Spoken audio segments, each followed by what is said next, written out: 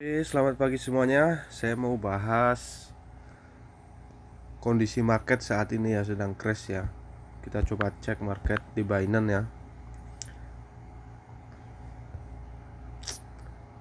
Kenapa lagi?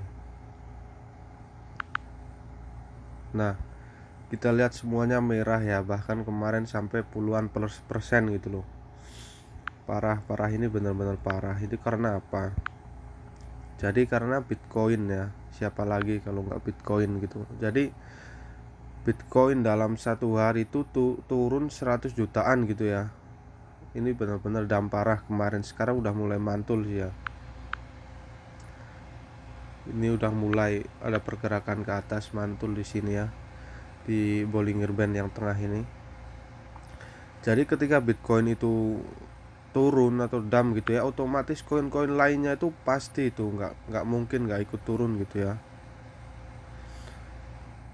Bener-bener parah kemarin, bahkan ini kita lihat XLM parah pokoknya. Ini moga aja udah mantul gitu ya. Bahkan sampai ini teman saya itu dari 100 juta, nih lihat, 100 juta jadi 60 juta gitu, minus 40 jutaan gitu ya minusnya.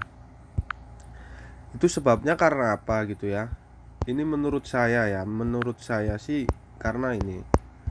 Jadi cryptocurrency itu sangat terpengaruh sama fundamental gitu ya, sama berita-berita gitu. Ketika ada berita buruk, otomatis nih wanti-wanti Yellen guncang Bitcoin, harganya merosot lagi. Ini siapa? Ini Menteri Keuangan AS ya, Amerika Serikat. Dia menguat ini penurunan menyusul peringatan yang dikeluarkan oleh Menteri Keuangan AS terkait transaksi uang digital tersebut. Jadi ya ini intinya nggak suka lah, mewanti-wanti sama investor gitu kan, bahwa Bitcoin itu berbahaya gitu loh.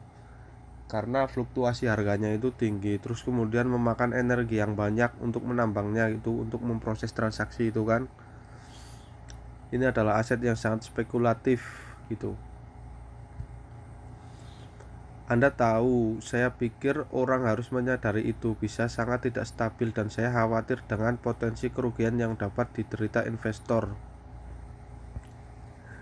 Nah sih memang gitu loh, kan setiap orang itu kan memiliki kepentingan ya, seperti Elon Musk atau ini gitu kan, apalagi bank-bank sentral gitu, direktur-direktur bank-bank sentral, menteri-menteri keuangan dunia gitu pasti nggak suka sama keberadaan cryptocurrency gitu loh menurut saya. Karena apa? Ini kan cryptocurrency kan menjadi ancaman ya menurut saya ya, bagi bank-bank dunia, bank sentral gitu ya. Kita coba cek lagi nih. Kenapa lagi nih?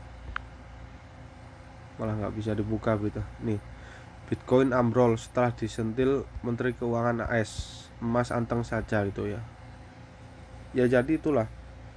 Jadi harga kripto itu juga dipengaruhi oleh berita-berita gitu ya. Nih, tapi tetap tenang aja ya. Jadi kalian meskipun sekarang dalam posisi minus nyangkut gitu ya, saya sudah nyangkut sekitar 2 jutaan gitu ya.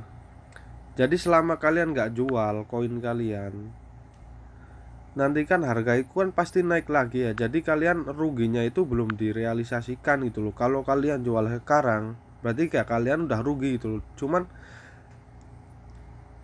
cara mengatasi kondisi market seperti ini apa? Ya hold gitu loh, atau tahan gitu ya maksudnya ya. Tahan aja, jangan dijual gitu loh. Karena kondisi kalian sedang nyangkut. Kalau di pasar spot itu tenang aja ya, kalau kondisi kayak gini, nyangkut kayak gini ya. Karena apa? Nanti harga pasti naik lagi gitu loh. Jangan panik. Justru sekarang kalau kalian masih punya USDT, masih punya dolar gitu ya, kalian justru beli lagi karena harga sedang diskon gitu ya. Harga bener-bener sedang diskon parah gitu. Kita coba cek, ini BNB udah mulai hijau tadi ya nih. Nah udah mulai hijau, perlahan dia pasti akan naik gitu loh. ETH juga naik dari 27 jutaan jadi 22 gitu ya. Ya jadi itulah kondisi. Pokoknya kalau Bitcoin turun, otomatis koin-koin lainnya juga turun gitu loh. Jadi kalian kalau mau trading itu perhatikan juga berita-berita tentang Bitcoin gitu.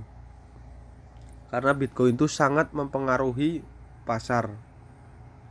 Karena ibaratnya Bitcoin ini adalah induknya gitu ya, induk cryptocurrency. Jadi kalau Bitcoinnya sakit, otomatis koin-koin lainnya juga sakit gitu loh.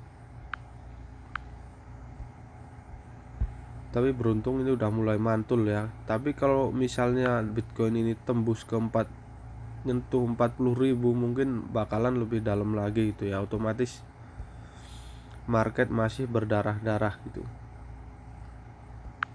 Ya mungkin cukup itu ya. Terima kasih.